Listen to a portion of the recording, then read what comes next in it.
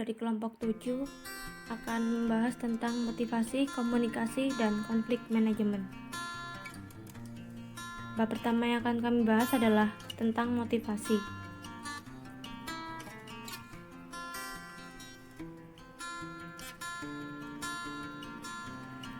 Berbagai pandangan tentang motivasi dalam organisasi. A. Model tradisional. Model ini mengisyaratkan bahwa manajer menentukan bagaimana pekerjaan-pekerjaan harus dilakukan dan digunakannya sistem pengupahan insentif untuk memotivasi para pekerja lebih banyak berproduksi, lebih banyak menerima penghasilan. B. Model hubungan manusiawi. Elton Mayo dan para peneliti hubungan manusiawi lainnya menemukan bahwa kontak-kontak sosial karyawan pada pekerjaan adalah juga penting dan bahwa kebosanan dan tugas-tugas yang bersifat pengulangan adalah faktor-faktor pengurangan motivasi. C. Model sumber daya manusia. Model ini menyatakan bahwa karyawan dimotivasi oleh banyak faktor, tidak hanya uang atau keinginan untuk mencapai kepuasan. Pengertian motivasi. Menurut Weiner, motivasi adalah kondisi internal yang membangkitkan seseorang untuk bertindak, mendorong individu mencapai tujuan tertentu, dan membuat individu tetap tertarik dalam kegiatan tertentu. Menurut Uno, motivasi adalah dorongan internal dan eksternal dari dalam diri seseorang yang diindikasikan dengan adanya hasrat dan minat, dorongan dan kebutuhan, harapan dan cita-cita, penghargaan dan penghormatan. Lalu menurut Henry Shimamura, motivasi adalah sebuah fungsi dari pengharapan individu bahwa upaya tertentu akan menghasilkan tingkat kinerja yang pada gilirannya akan membuahkan imbalan atau hasil yang dikehendaki. Menurut Anwar Prabu Mangkunegara, motivasi adalah sesuatu kondisi yang berpengaruh membangkitkan, mengarahkan, dan memelihara bentuk yang berhubungan dengan lingkungan kerja. Dan menurut G.R. Terry, motivasi adalah sebuah keinginan yang ada pada diri seseorang yang merangsangnya untuk melakukan berbagai tindakan. Pengertian umumnya adalah motivasi merupakan keadaan dalam pribadi seseorang, merupakan kekuatan pendorong yang akan mewujudkan suatu perilaku guna mencapai tujuan kepuasan dirinya. Performance. Apa itu performance? Performance adalah suatu capaian atau hasil kerja dalam kegiatan atau aktivitas atau program yang telah direncanakan sebelumnya guna mencapai tujuan serta sasaran yang telah ditetapkan oleh suatu organisasi dan dilaksanakan dalam jangka waktu tertentu. Teori-teori motivasi. 1. Teori petunjuk. 2. Teori isi. 3. Teori proses. 1. Teori petunjuk. Teori-teori petunjuk atau prescriptive theories mengemukakan bagaimana memotivasi para karyawan. Teori-teori ini didasarkan atas pengalaman coba-coba. 2. Teori-teori isi. Teori-teori isi atau content theories, kadang-kadang disebut teori-teori kebutuhan atau need theories, adalah berkenaan dengan pertanyaan apa penyebab-penyebab perilaku atau memusatkan pada pertanyaan apa dari motivasi. Teori-teori yang terkenal diantaranya 1. Hierarki kebutuhan dan psikologi Abraham H. Maslow. 2. Frederick Herzberg dengan teori motivasi, pemeliharaan atau motivasi higienis. Dan 3. Teori prestasi dari penulis dan peneliti David McClelland. A. Hierarki kebutuhan dari Maslow. Maslow mendasarkan konsep hierarki kebutuhan pada 2 prinsip. Pertama, kebutuhan manusia dapat disusun dalam suatu hierarki dari kebutuhan terendah sampai yang tertinggi. Kedua, suatu kebutuhan yang telah terpuaskan berhenti menjadi motivator utama dari perilaku. B. Teori motivasi pemeliharaan dari Herzberg membedakan antara yang mereka disebut motivators atau pemuas atau satisfiers dan faktor-faktor pemeliharaan, kadang-kadang disebut hygienic factors atau dissatisfiers. C. Teori prestasi dari McClelland. David McClelland dan para peneliti lainnya mengemukakan bahwa ada korelasi positif antara kebutuhan berprestasi dengan prestasi dan sukses pelaksanaan.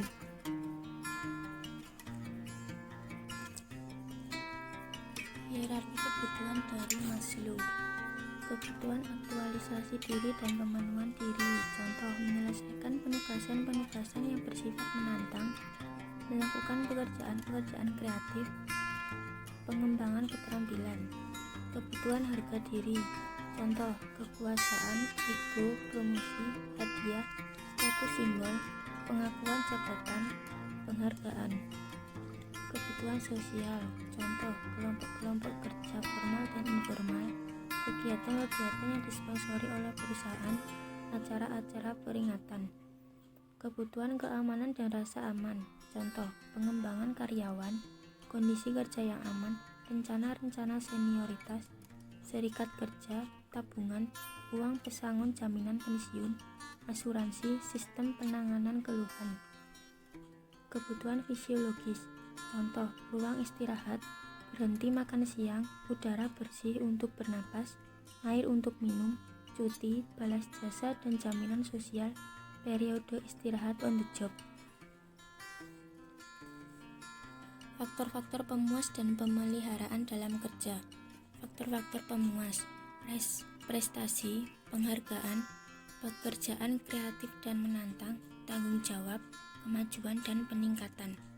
Faktor-faktor pemeliharaan: kebijaksanaan dan administrasi perusahaan, kualitas dan pengendalian teknik, kondisi kerja, hubungan kerja, status pekerjaan, keamanan kerja, kehidupan pribadi, penggajian.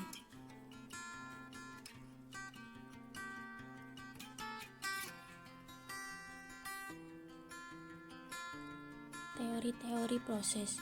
Teori-teori proses atau proses teoris berkenaan dengan bagaimana perilaku dimulai dan dilaksanakan atau menjelaskan aspek bagaimana dari motivasi. Teori-teori yang termasuk kategori teori-teori proses adalah teori pengharapan, menyatakan bahwa perilaku kerja karyawan dapat dijelaskan dengan kenyataan. Para karyawan menentukan terlebih dahulu apa perilaku mereka yang dapat dijalankan dan nilai yang diperkirakan sebagai hasil-hasil alternatif dari perilakunya. Menurut Viktor Fromm, dikenal sebagai teori nilai pengharapan Fromm. Motivasi, pengharapan bahwa peningkatan usaha akan mengarah ke peningkatan balas jasa. Penilaian individu terhadap balas jasa sebagai hasil dari usaha-usahanya. Pembentukan perilaku. Pendekatan ini didasarkan terutama atas hukum pengaruh yang menyatakan bahwa perilaku yang diikuti dengan konsekuensi-konsekuensi pemuasan cenderung diulang, sedangkan perilaku yang diikuti konsekuensi-konsekuensi hukum cenderung tidak diulang. Ada 4 teknik yang dapat dipergunakan manajer untuk mengubah perilaku bawahan. 1. Penguatan positif. Bisa penguat primer seperti minuman atau makanan yang memuaskan kebutuhan-kebutuhan biologis, ataupun penguat sekunder seperti penghargaan berwujud hadiah, promosi, dan uang. 2. Penguatan negatif, di mana individu akan mempelajari perilaku yang membawa konsekuensi tidak menyenangkan dan kemudian menghindari perilaku tersebut di masa mendatang. 3. Pemadaman, dilakukan dengan meniadakan penguatan. 4. Hukuman, melalui mana manajer mencoba untuk mengubah perilaku bawahan yang tidak tepat dengan pemberian konsekuensi-konsekuensi negatif. Teori Porter-Lawler. Model Porter-Lawler adalah teori pengharapan dan motivasi dengan versi orientasi masa mendatang dan juga menekankan antisipasi tanggapan-tanggapan atau hasil-hasil. Model pengharapan ini menyajikan sejumlah implikasi bagi manajer tentang bagaimana seharusnya memotivasi bawahan dan juga implikasi bagi organisasi. Seperti yang diutarakan oleh Nadler dan Lawler, implikasi-implikasi model tersebut bagi manajer mencakup pemberian penghargaan yang sesuai dengan kebutuhan bawahan, penentuan prestasi yang diinginkan, pembuatan tingkat prestasi yang dapat dicapai, penghubungan penghargaan dengan prestasi, penganalisaan faktor-faktor apa yang bersifat berlawanan dengan efektivitas penghargaan, penentuan penghargaan yang mencakupi atau memadai. Teori keadilan. Teori ini mengemukakan bahwa orang akan cenderung membandingkan antara 1. Masukan-masukan yang mereka berikan pada pekerjaannya dalam bentuk pendidikan, pengalaman, latihan, dan usaha dengan 2. Hasil-hasil atau penghargaan-penghargaan yang mereka terima, seperti juga mereka membandingkan balas jasa yang diterima karyawan lain dengan yang diterima dirinya untuk pekerjaan yang sama.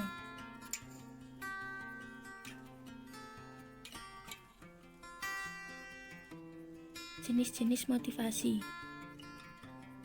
1. Motivasi intrinsik adalah keinginan untuk melakukan sesuatu karena dorongan dari luar untuk mencapai tujuan tertentu yang menguntungkan dirinya sendiri.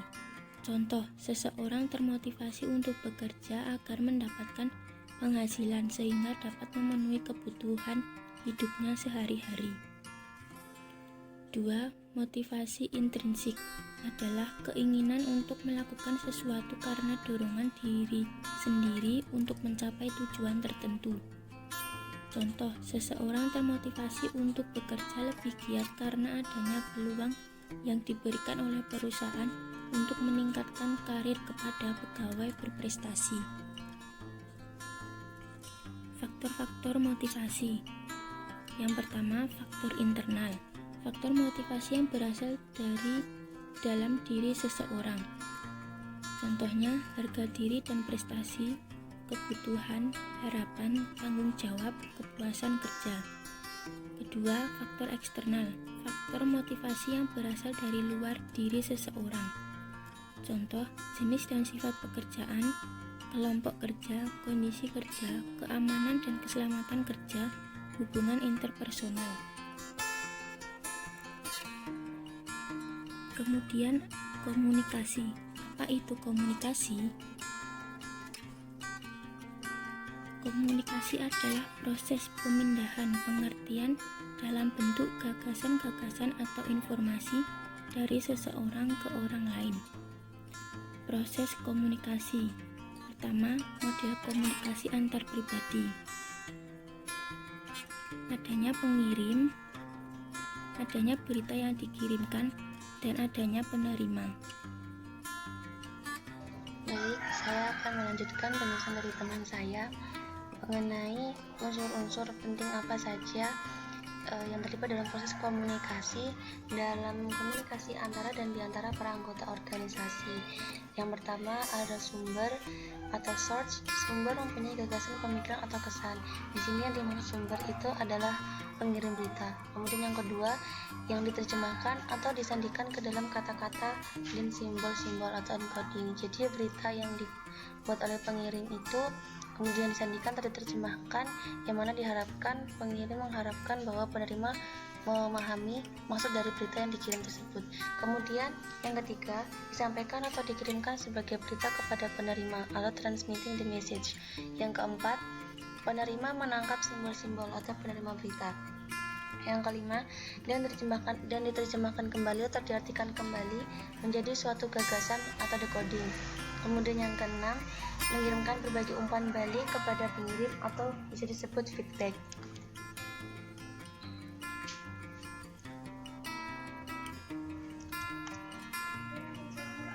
Kemudian model komunikasi organisasi. Dalam proses komunikasi yang terjadi pada model komunikasi antar pribadi juga dapat terjadi di dalam komunikasi organisasi. Jadi proses singkat seperti pengirim mengirimkan berita, kemudian diterima oleh penerima berita, kemudian dikirimkan kembali kepada pengirim, itu juga sebenarnya dapat terjadi di komunikasi organisasi. Namun dalam proses komunikasi tersebut dapat diterapkan di mana saja. Hanya saja di dalamnya komunikasi organisasi ada faktor khusus yang mempengaruhinya, yang mana seperti yang dijelaskan oleh Raymond V. Lesicard bahwa faktor yang mempengaruhi efektivitas komunikasi organisasi adalah 1. Saluran komunikasi formal. Saluran komunikasi formal mempengaruhi efektivitas komunikasi dalam 2 cara. Yang pertama, liputan. Liputan saluran formal semakin melebar sesuai perkembangan dan pertumbuhan organisasi. Contohnya, komunikasi efektif biasanya semakin sulit dicapai dalam organisasi yang besar dengan cabang-cabang yang melebar. Kedua, saluran komunikasi informal yang dapat menghambat aliran informasi antar tingkat-tingkat organisasi. Contohnya, karyawan lini perakitan hampir selalu akan mengkomunikasikan masalah-masalah pada penyelia atau mandor mereka dan bukan pada manajer pabrik. Kemudian faktor yang kedua adalah struktur wewenang organisasi. Perbedaan kekuasaan dan kedudukan atau status dalam organisasi akan menentukan pihak yang berkomunikasi dengan seseorang serta isi dan ketepatan komunikasi. Contohnya, percakapan antara direktur perusahaan dengan karyawan akan dibatasi formalitas dan kesopanan sehingga tidak ada pihak yang berkendak untuk mengatakan sesuatu yang dirasa tidak cukup penting. Kemudian yang ketiga, spesialisasi jabatan. Biasanya akan mempermudah komunikasi dalam kelompok-kelompok yang berbeda. Para anggota sesuatu kelompok kerja yang sama akan cenderung berkomunikasi dengan istilah, tujuan, tugas, waktu, dan gaya yang sama. Keempat, pemilik informasi. Berarti bahwa individu-individu mempunyai informasi khusus dan pengetahuan tentang pekerjaan-pekerjaan mereka.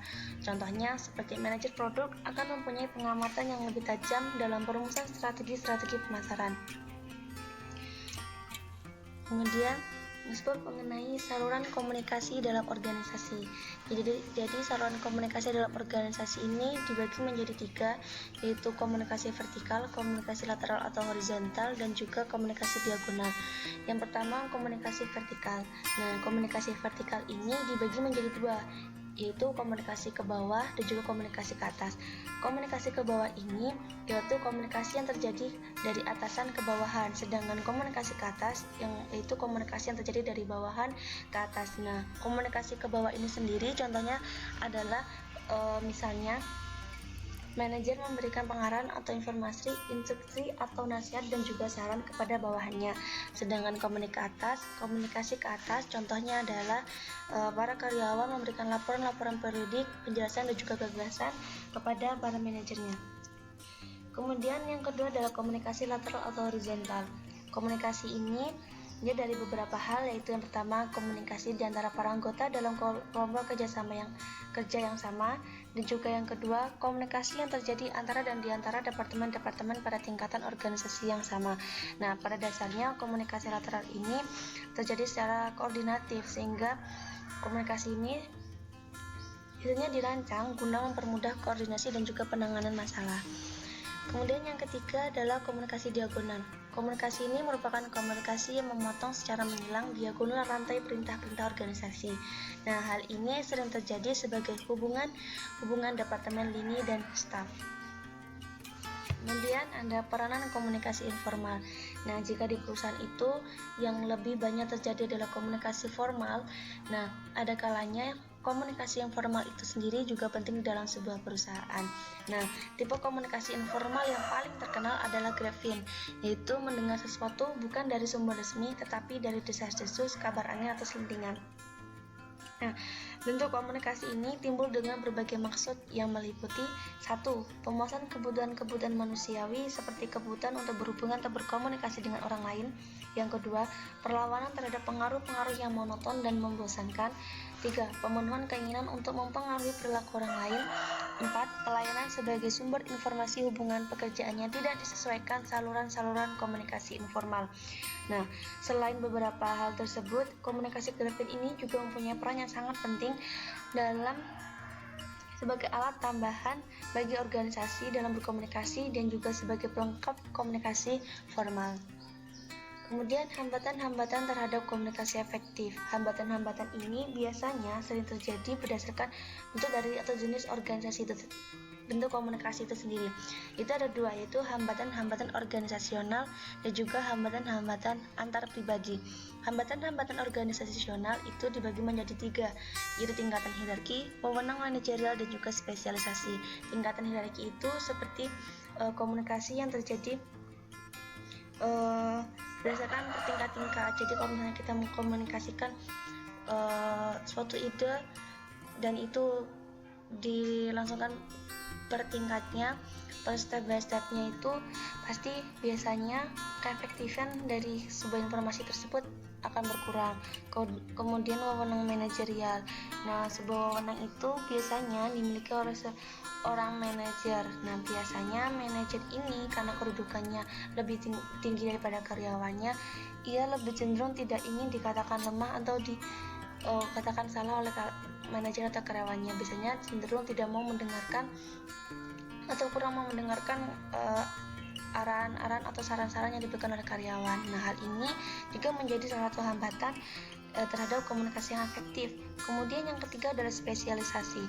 Ya, jadi di sini orang-orang dibagi menjadi menurut spesialisasinya. Nah, hal ini juga dapat menghambat beberapa komunikasi efektif yang terjadi dalam organisasi. Kemudian hambatan-hambatan antar pribadi. Yang pertama ada persepsi selektif, yang kedua status dan kedudukan koordinator, komunikator, dan juga yang ketiga ada keadaan membela diri. Kemudian peningkatan efektivitas komunikasi. Yang pertama adalah kesadaran akan kebutuhan komunikasi efektif, dua penggunaan umpan balik, dan ketiga menjadi komunikator yang lebih efektif. Yang keempat, pedoman komunikasi yang baik. Nah, poin keempat ini ada beberapa pedoman-pedoman yang kita tulis secara ringkas yang kita ambil dari AMA atau American Management Association, yang mana di dalamnya menunjukkan bahwa pedoman komunikasi yang baik itu ada beberapa hal.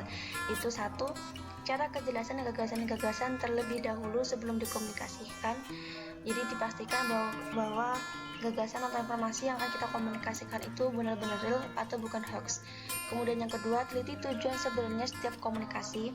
Yang ketiga, pertimbangkan keadaan fisik dan manusia keseluruhan kapan saja komunikasi akan dilakukan. Kemudian yang keempat, konsultasikan dengan pihak-pihak lain bila perlu dalam perencanaan komunikasi. Nah, dengan adanya beberapa langkah atau beberapa cara yang dapat digunakan untuk meningkatkan efektivitas komunikasi, diharapkan dalam sebuah organisasi ataupun perusahaan jika sudah menerapkan beberapa hal tersebut, ada 1, 2, 3, 4 tersebut, diharapkan dapat menciptakan atau meningkatkan sebuah komunikasi dalam sebuah organisasi ataupun perusahaan menjadi sebuah komunikasi yang efektif dan juga berjalan dengan baik sesuai dengan yang diharapkan atau yang diinginkan oleh seluruh anggota yang ada dalam sebuah organisasi atau perusahaan tersebut. Peningkatan efektivitas komunikasi. 1. Kesadaran akan kebutuhan komunikasi efektif. 2. Penggunaan umpan balik. 3. Menjadi komunikator yang lebih efektif.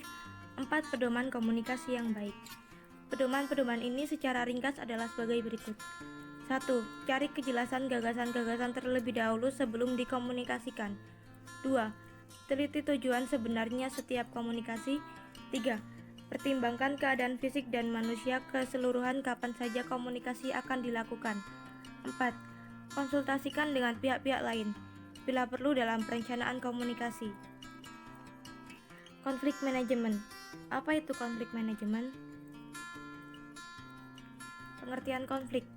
Konflik organisasi atau organisasional konflik adalah ketidaksesuaian antara dua atau lebih anggota-anggota atau kelompok-kelompok organisasi yang timbul karena adanya kenyataan bahwa mereka harus membagi sumber daya yang terbatas atau kegiatan-kegiatan kerja dan atau karena kenyataan bahwa mereka mempunyai perbedaan status, tujuan, nilai, atau persepsi.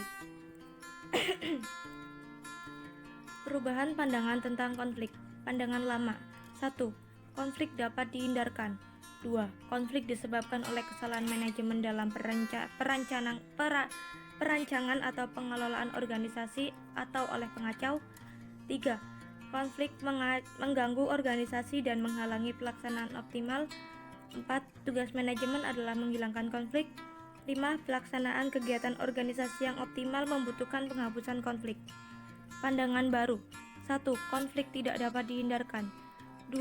Konflik timbul karena banyak sebab, termasuk struktur organisasi, perbedaan tujuan yang tidak dapat dihindarkan, perbedaan dalam persepsi dan nilai-nilai pribadi, dan sebagainya. 3. Konflik dapat membantu atau menghambat pelaksanaan kegiatan organisasi dalam berbagai derajat. 4. Tugas manajemen adalah mengelola tingkat konflik dan penyelesaiannya. 5. Pelaksanaan kegiatan organisasi yang optimal membutuhkan tingkat konflik yang moderat. Jenis-jenis konflik. 1. Konflik dalam individu. Bila seseorang individu menghadapi ketidakpastian tentang pekerjaan yang dia harapkan untuk melaksanakannya. 2. Konflik antar individu diakibatkan oleh perbedaan-perbedaan kepribadian. Konflik ini juga berasal dari adanya konflik antara peranan atau seperti antara manajer dan bawahan. 3. Konflik antara individu dan kelompok yang berhubungan dengan cara individu menanggapi tekanan untuk keseragaman yang dipaksakan oleh kelompok kerja mereka. 4. Konflik antar kelompok dalam organisasi yang sama karena terjadi pertentangan kepentingan antar kelompok. 5. Konflik antar organisasi sebagai akibat bentuk persaingan ekonomi dalam sistem perekonomian suatu negara. Tipe-tipe konflik. Pengertian. Semua jenis konflik yang dapat mendukung tercapainya sasaran organisasi dan memperbaiki kinerja. Contoh: Departemen produksi dan Departemen pemasaran dalam suatu perusahaan terlibat konflik tentang bagaimana cara menghasilkan produk yang lebih baik tanpa peningkatan biaya yang terkait. Berikut adalah contoh konflik fungsional. Pengertian. Jenis konflik yang terjadi karena adanya sesuatu atau seseorang yang tidak berfungsi sebagaimana seharusnya, sehingga akan merintangi atau menghambat kinerja organisasi. Contoh, adanya sentimen atau rasa tidak senang individu sehingga saling menghambat atau menjatuhkan satu terhadap yang lain. Masing-masing ingin mencari menangnya sendiri. Yang ini arti dari konflik disfungsional. Lalu, konflik tugas memiliki pengertian konflik atas ini dan sasaran pekerjaan, dengan kata lain konflik yang berkenan dengan pekerjaan itu sendiri. Contohnya, konflik yang terjadi antara bagian penjualan dan bagian keuangan. Untuk menaikkan volume penjualan, maka bagian penjualan menempuh melakukan penjualan secara kredit. Akan tetapi, bagian keuangan harus menjaga tingkat likuiditas, maka penjualan secara kredit harus dibatasi. Konflik hubungan memiliki pengertian konflik yang terjadi berdasarkan hubungan interpersonal atau antar perorangan. Contohnya, ketidaksenangan bawahan terhadap atasannya yang digolongkan secara pribadi akan menimbulkan ketidakserasian dan menghambat penyelesaian tugas. Konflik atas cara melakukan pekerjaan ini bisa terjadi bila tidak ada aturan tentang pembagian tugas dan wewenang masing-masing orang atau bagian. Konflik akan terjadi tentang siapa dan harus berbuat apa. Ini arti dari konflik proses. Pengaruh konflik terhadap kinerja perusahaan. A. Konflik fungsional. 1. Konflik ini bersifat konstruktif, artinya dapat memperbaiki kualitas keputusan yang diambil, merangsang kreativitas dan inovasi, mendorong perhatian dan keingintahuan di antara anggota, menjadi saluran yang merupakan sarana penyampaian masalah dan peredaan ketegangan. 2. Konflik ini penangkal bagi pemikiran kelompok. Artinya, tidak memberi kesempatan suatu kelompok secara pasif menerima begitu saja keputusan-keputusan yang diambil yang mungkin didasarkan pada asumsi yang lemah atau tidak relevan. 3. Konflik ini menentang status quo dan memunculkan atau menciptakan gagasan-gagasan baru, mengadakan penilaian ulang terhadap sasaran dan kegiatan perusahaan atau organisasi untuk mencapai perubahan. 4. Mengurangi peluang bahwa pemikiran suatu kelompok akan menguasai keputusan kebijakan yang diambil. I.L. Janis 1972. 5. Homogenitas anggota organisasi atau perusahaan dapat meningkatkan kreativitas, memperbaiki kualitas keputusan, dan mempermudah terjadinya perubahan. Th. Cox N. S. Blacks 1992. 6. Keaneragaman budaya angkatan kerja member. manfaat pada perusahaan atau organisasi, karena akan menghasilkan gagasan yang lebih efektif dan lebih dapat diterapkan serta unik dan cenderung lebih berkualitas.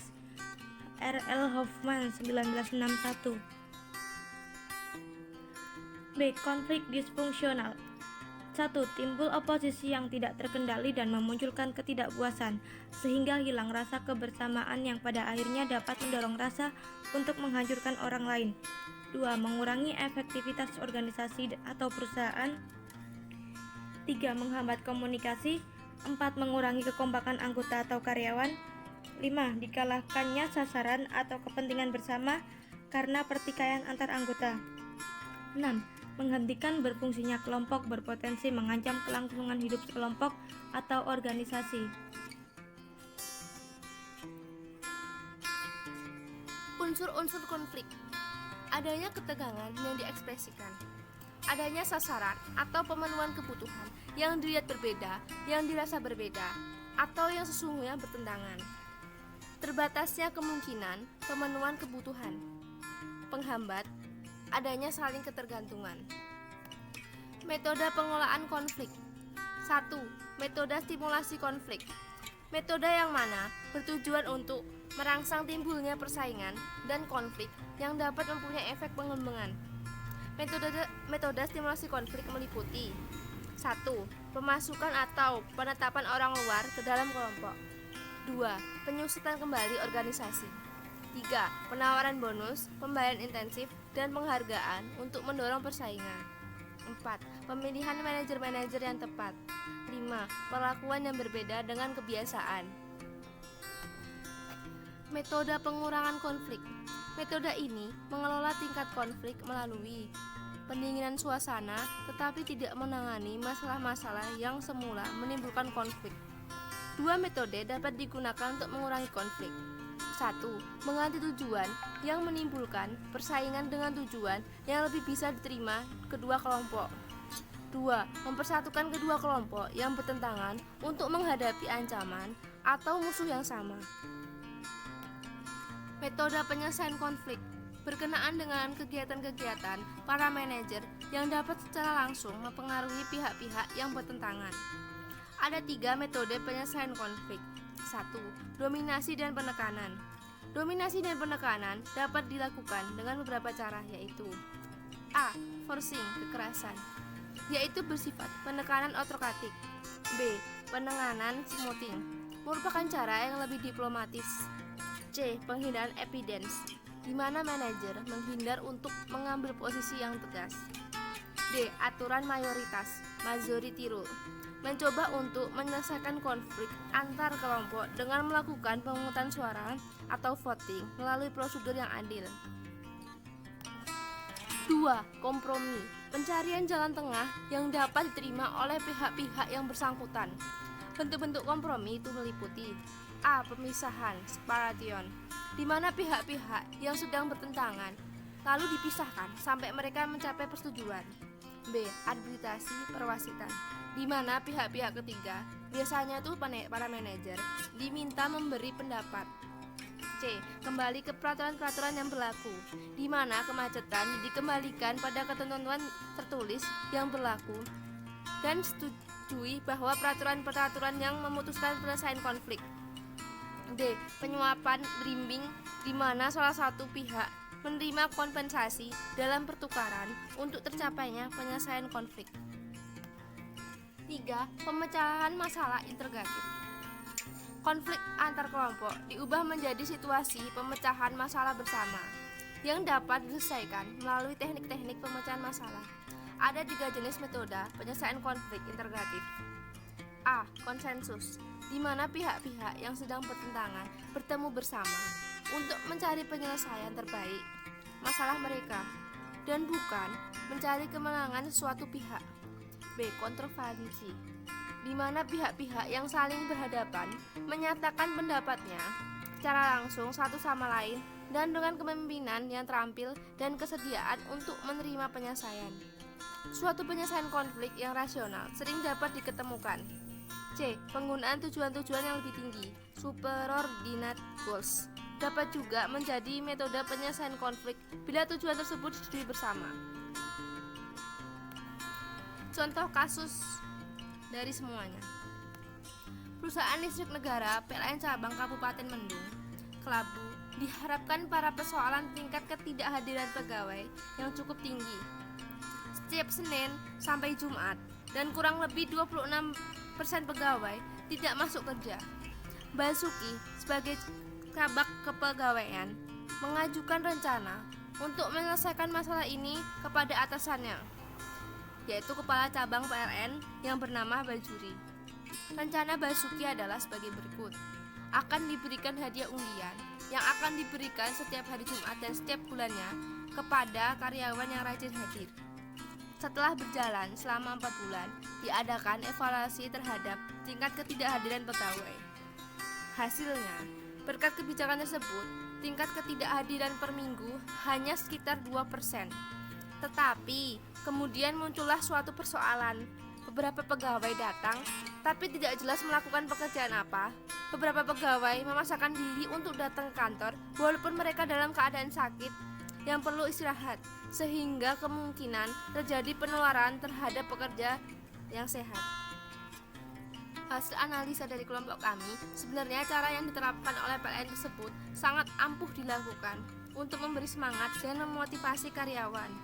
Namun, dengan kebijakan tersebut, hendaknya kepala cabang memperhatikan pula dampak negatifnya.